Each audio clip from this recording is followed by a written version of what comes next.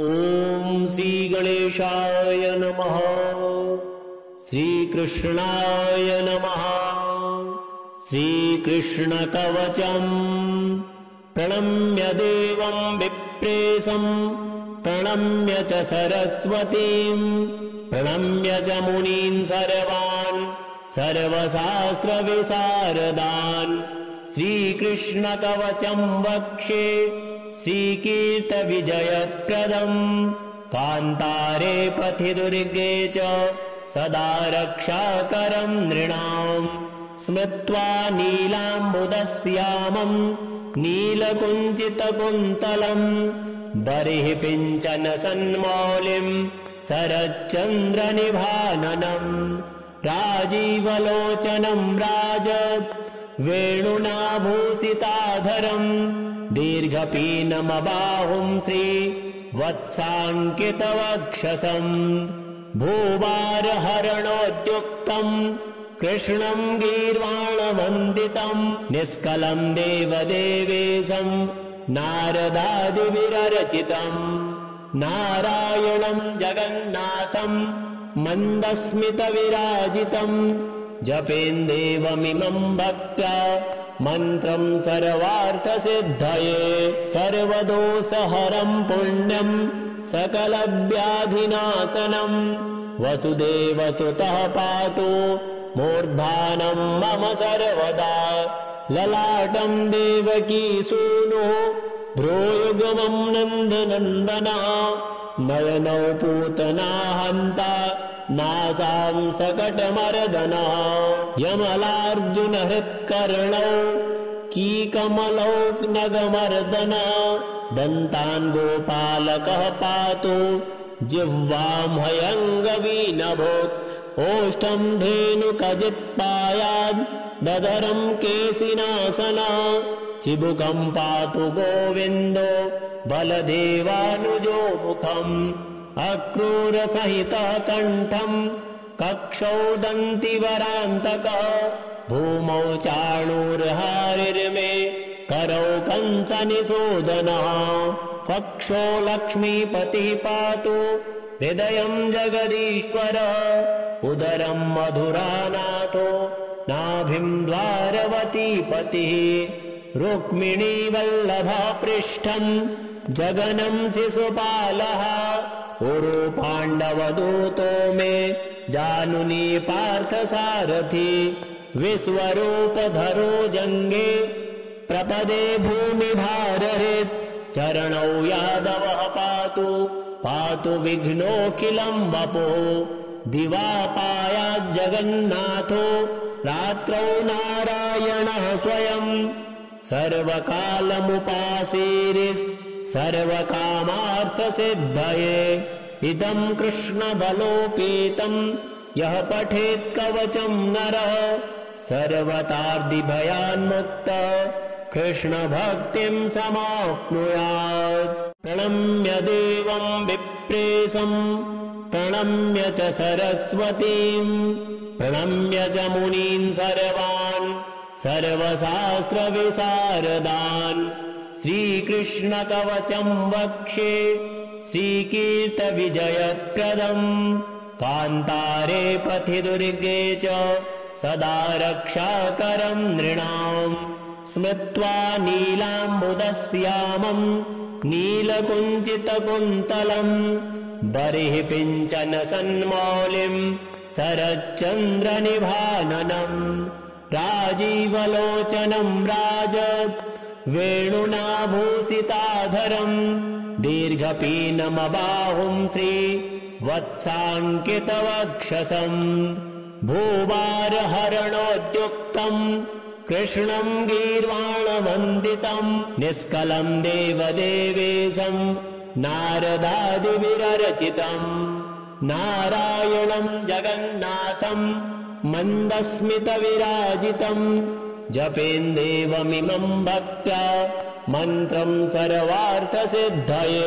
सर्वदोषहरं पुण्यं सकलव्याधिनाशनं वसुदेवसुतः पातु मूर्धानं मम सर्वदा ललाटं देवकी सूनुः भ्रूयुगमं नन्दनन्दना नयनौ पूतना हन्ता नासां सकटमर्दना यमलार्जुनहृत्कर्णौ कीकमलौ नगमर्दना दन्तान् गोपालकः पातु जिह्वां हयङ्गवीनभूत् ओष्ठं धेनुकजित्पायाद् ददरं केशिनासना चिबुकं पातु गोविन्दो बलदेवानुजो मुखम् अक्रूरसहितः कण्ठं कक्षौ दन्तिवरान्तकः भूमौ चाणूर्हारिर्मे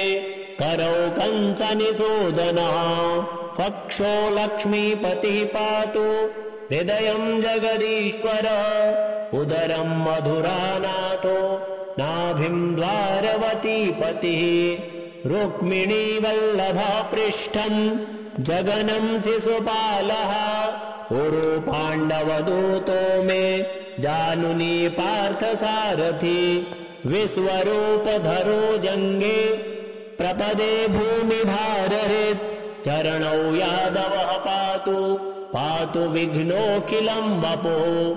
दिवापायाज्जगन्नाथो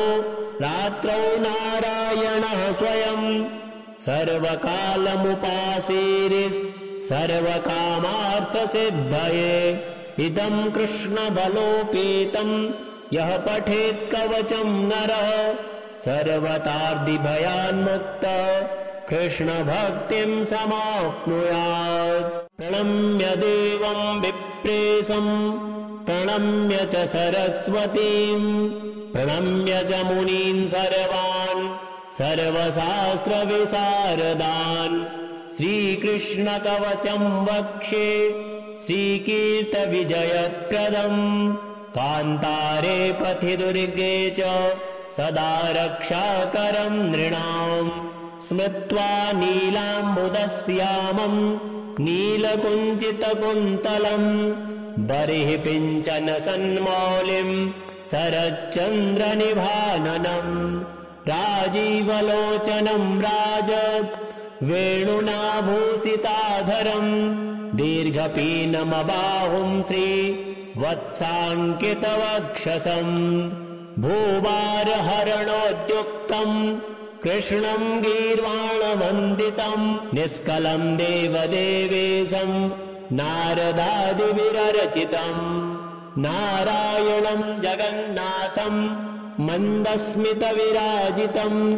जपेन्देवमिमं भक्त्या मन्त्रं सर्वार्थसिद्धये सर्वदोषहरं पुण्यं सकलव्याधिनाशनम् वसुदेवसुतः पातु मूर्धानं मम सर्वदा ललाटं देवकी सूनुः भ्रूयुगमं नन्दनन्दना नयनौ पूतना हन्ता नासां सकटमर्दना यमलार्जुनहृत्कर्णौ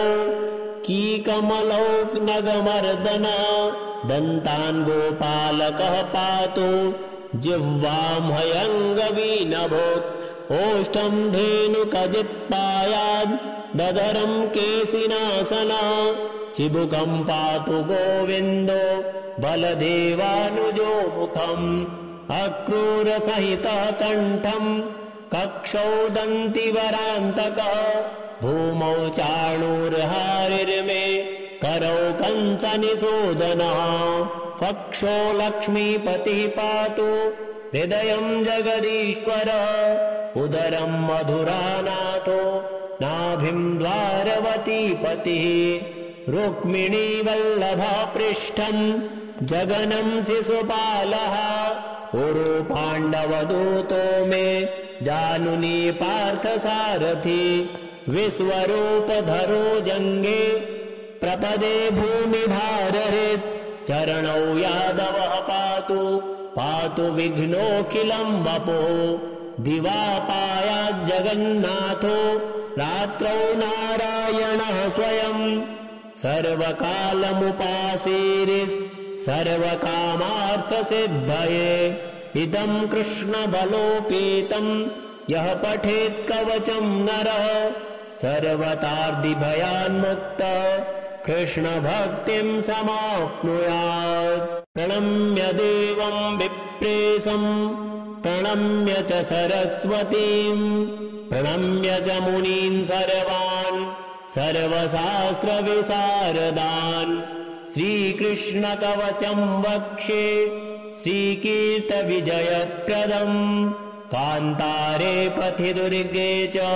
सदा रक्षाकरं नृणाम् स्मृत्वा नीलाम्बुदश्यामं नीलकुञ्चितकुन्तलं बर्हिपिञ्चन सन्मौलिं शरच्चन्द्रनिभाननम् राजीवलोचनं राज वेणुनाभूषिताधरं दीर्घपीनमबाहुं श्रीवत्साङ्कितवक्षसं भूभारहरणोद्युक्तं कृष्णं गीर्वाणवन्दितं निष्कलं देवदेवेशं नारदादिविरचितं नारायणं जगन्नाथं मन्दस्मितविराजितं जपेन्देवमिमं भक्त्या मन्त्रं सर्वार्थसिद्धये सर्वदोषहरं पुण्यं सकलव्याधिनाशनं वसुदेवसुतः पातु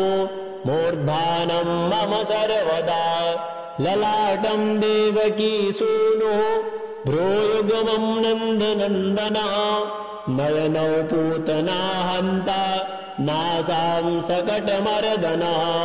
यमलार्जुनहृत्कर्णौ कीकमलौ नगमर्दनः दन्तान् गोपालकः पातु जिह्वां हयङ्गवीनभूत्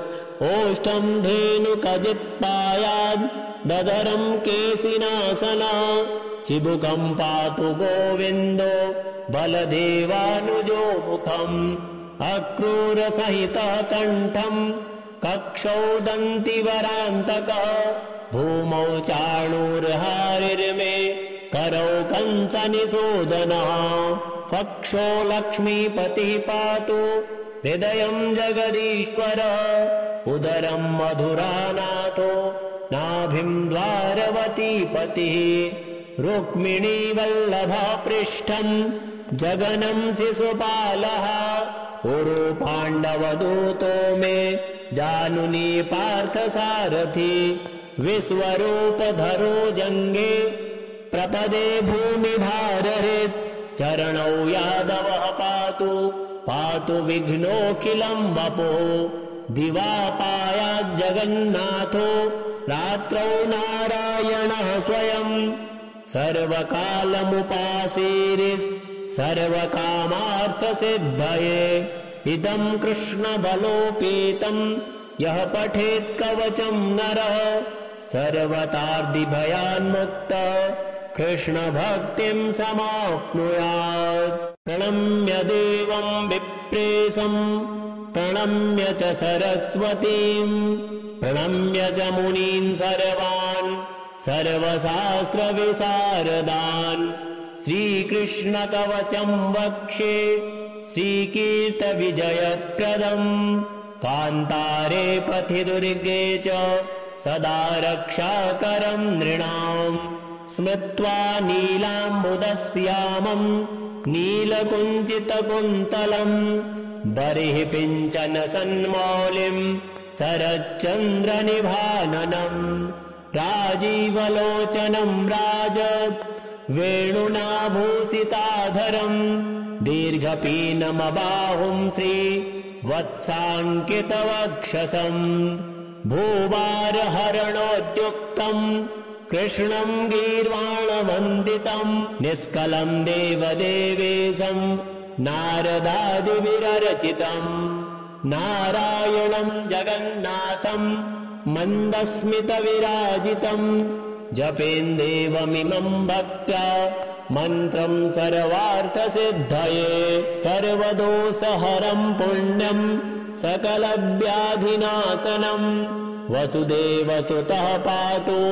मूर्धानं मम सर्वदा ललाटं देवकी सूनुः भ्रूयुगमं नन्दनन्दनः नयनौ पूतना हन्ता नासां सकटमर्दनः यमलार्जुनहृत्कर्णौ कीकमलौ नगमर्दनः दन्तान् गोपालकः पातु जिह्वां हयङ्गवीनभूत् ओष्ठं धेनुकजित्पायाद् ददरं केशिनासनः चिबुकं पातु गोविन्दो बलदेवानुजो मुखम् अक्रूरसहितः कण्ठं कक्षौ दन्तिवरान्तकः भूमौ चाणूर्हारिर्मे करौ कंसनिषूदनः पक्षो लक्ष्मीपतिः पातु हृदयं जगदीश्वरः उदरं मधुरानाथो नाभिं द्वारवतीपतिः रुक्मिणीवल्लभः पृष्ठं जगनं शिशुपालः उरु पाण्डवदूतो मे जानुनी पार्थसारथि विश्वरूपधरो जङ्गे प्रपदे भूमिभारहृत् चरणौ यादवः पातु पातु विघ्नोऽखिलं वपुः दिवापायाज्जगन्नाथो रात्रौ नारायणः स्वयं सर्वकालमुपासीरिस् सर्वकामार्थसिद्धये इदं कृष्णबलोपेतं यः पठेत् कवचं नरः सर्वतार्दिभयान्मुक्तः कृष्णभक्तिं समाप्नुयात् प्रणम्य देवं विप्रेशं प्रणम्य च सरस्वतीं प्रणम्य च मुनीन् सर्वान् सर्वशास्त्रविशारदान् श्रीकृष्णकवचं वक्ष्ये श्रीकीर्तविजयप्रदम् कान्तारे पथि दुर्गे च सदा रक्षाकरं नृणाम् स्मृत्वा नीलाम्बुदश्यामं नीलकुञ्चितकुन्तलम् बर्हिपिञ्चन सन्मौलिं शरच्चन्द्रनिभाननम् राजीवलोचनं राजत् वेणुनाभूषिताधरम् दीर्घपीनमबाहुं श्रीवत्साङ्कितवक्षसम् भूभारहरणोद्युक्तम् कृष्णं गीर्वाणवन्दितं निष्कलं देवदेवेशं नारदादिविरचितम् नारायणं जगन्नाथं मन्दस्मितविराजितम् जपेन्देवमिमं भक्त्या मन्त्रं सर्वार्थसिद्धये सर्वदोषहरं पुण्यं सकलव्याधिनाशनम् वसुदेवसुतः पातु मूर्धानं मम सर्वदा ललाटं देवकीसूनुः भ्रूयुगमं नन्दनन्दनः नयनौ पूतना हन्ता नासां सकटमर्दनः यमलार्जुनहृत्कर्णौ कीकमलौ नगमर्दनः दन्तान् गोपालकः पातु जिह्वां हयङ्गवीनभूत् ओष्ठं धेनुकजित्पायाद् ददरं केशिनासनः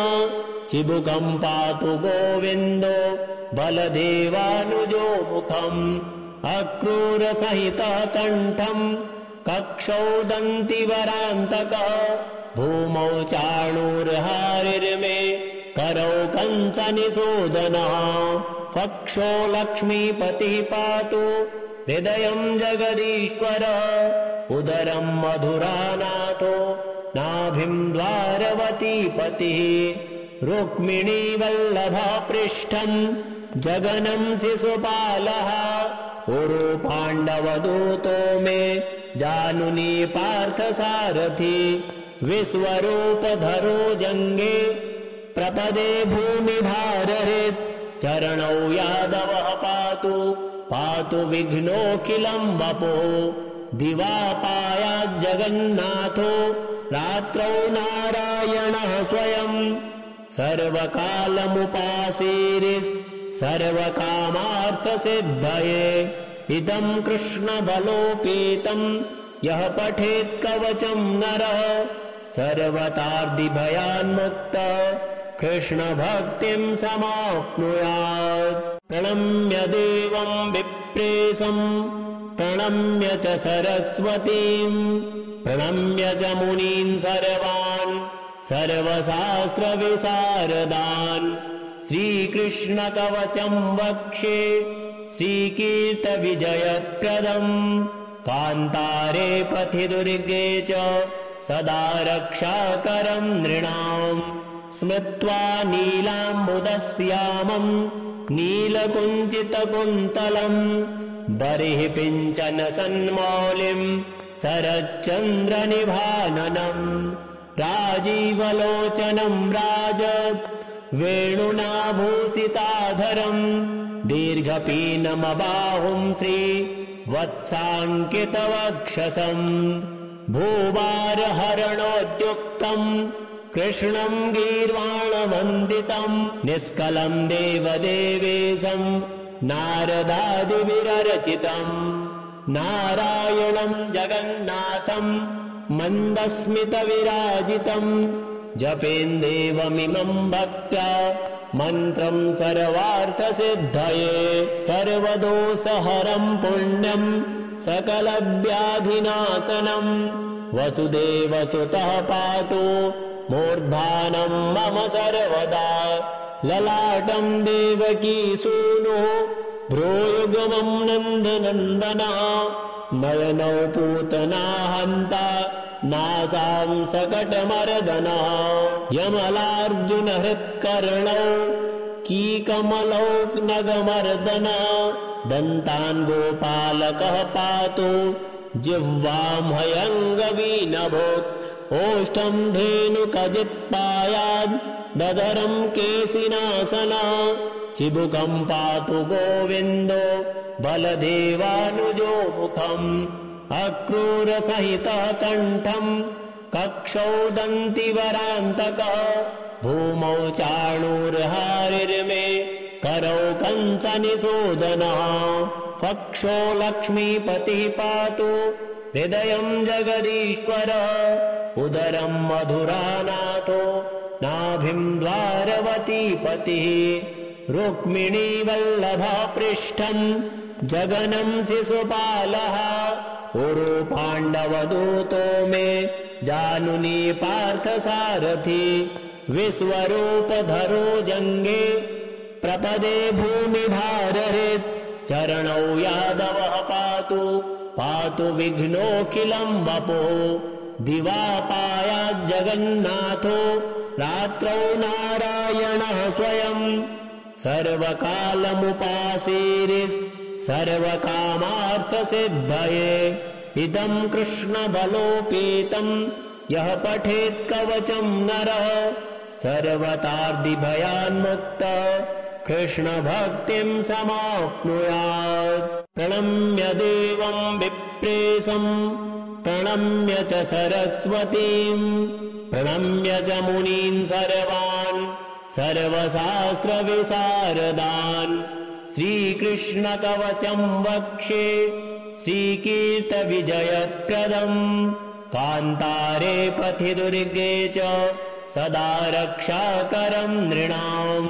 स्मृत्वा नीलाम्बुदश्यामं नीलकुञ्चितकुन्तलं बर्हिपिञ्चन सन्मौलिं शरच्चन्द्रनिभाननम् राजीवलोचनं राज वेणुनाभूषिताधरम् दीर्घपीनमबाहुं श्रीवत्साङ्कितवक्षसम् भूभारहरणोद्युक्तम् कृष्णं गीर्वाणवन्दितं निष्कलं देवदेवेशं नारदादिभिरचितम् नारायणं जगन्नाथं मन्दस्मितविराजितं जपेन्देवमिमं भक्त्या मन्त्रं सर्वार्थसिद्धये सर्वदोषहरं पुण्यं सकलव्याधिनाशनं वसुदेवसुतः पातु मूर्धानं मम सर्वदा ललाटं देवकी सूनुः भ्रूयुगमं नन्दनन्दनः नयनौ पूतना हन्ता नासां सकटमर्दनः यमलार्जुनहृत्कर्णौ कीकमलौघ्नगमर्दन दन्तान् गोपालकः पातु जिह्वां हयङ्गवीनभूत् ओष्ठं धेनुकजित्पायाद् ददरं केशिनासना चिबुकं पातु गोविन्दो बलदेवानुजो मुखम् अक्रूरसहितः कण्ठं कक्षौ दन्तिवरान्तकः भूमौ चाणूर्हारिर्मे करौ कंसनिषूदनः वक्षो लक्ष्मीपतिः पातु हृदयं जगदीश्वरः उदरं मधुरानाथो नाभिं द्वारवतीपतिः रुक्मिणीवल्लभः पृष्ठं